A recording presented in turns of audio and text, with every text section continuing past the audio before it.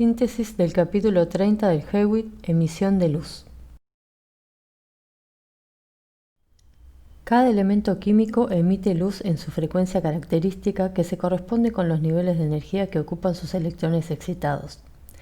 Recordemos la ecuación que relaciona la velocidad de la onda electromagnética c con la longitud de onda lambda y la frecuencia f. En el esquema se muestra como cuando un electrón excitado que se encuentra en un nivel de energía alto se desexcita, emite un fotón que viaja a la velocidad de la luz y posee cierta longitud de onda y frecuencia. Conociendo la frecuencia o la longitud de onda de ese fotón, podemos saber de qué color es la luz que emite y además conoceremos su energía usando la ecuación que relaciona la energía con la frecuencia y la constante de Planck. La pirotecnia utiliza distintos elementos que, al ser excitados por la combustión química, emiten los colores que vemos.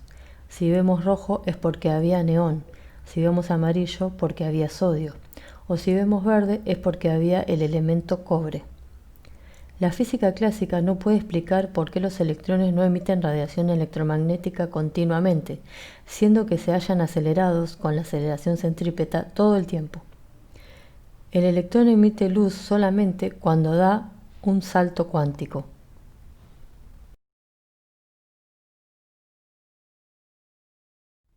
Todos los elementos tienen una distribución característica de niveles electrónicos de energía y en consecuencia emiten luz con su propia distribución de frecuencias, es decir, su espectro de emisión.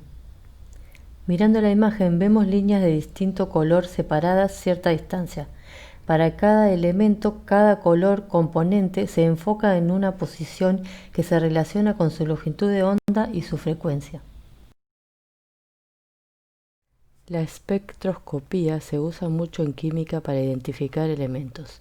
Su principal componente es la rendija de difracción, que posee una apertura del tamaño de las longitudes de onda de los elementos.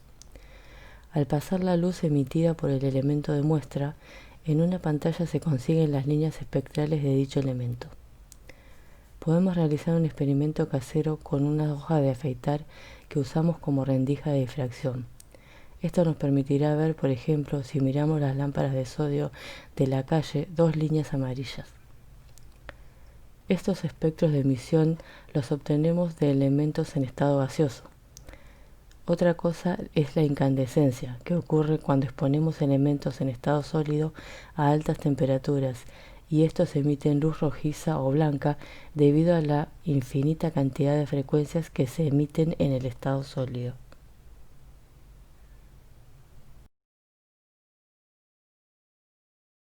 Así como los elementos emiten de acuerdo a sus frecuencias naturales, también absorben.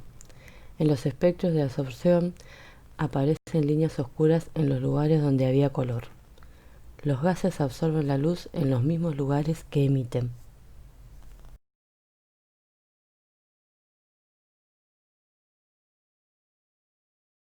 Analizando el espectro de emisión del Sol se obtienen las líneas de Fraunhofer, óptico y físico alemán Joseph von Hahn-Frusser, quien vivió desde 1787 hasta 1826. Estas se parecen a las de las estrellas y son las mismas que se encuentran en los elementos del planeta Tierra. Durante el eclipse de Sol de 1868 se realizó un análisis espectroscópico de la luz solar que permitió identificar un nuevo elemento, el helio, y se llamó así en honor al dios del Sol Helios. Este elemento se descubrió después en la Tierra.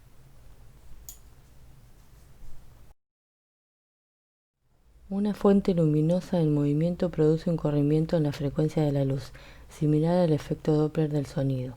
Las líneas espectrales se desplazan hacia el extremo rojo del espectro cuando la fuente se aleja.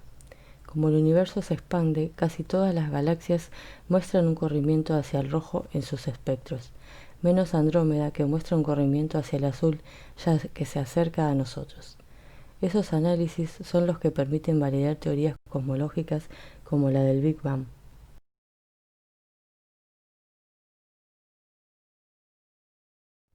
Gracias a la validez y progreso en los descubrimientos relacionados con la luz, hoy podemos obtener estas imágenes del universo del telescopio Hubble.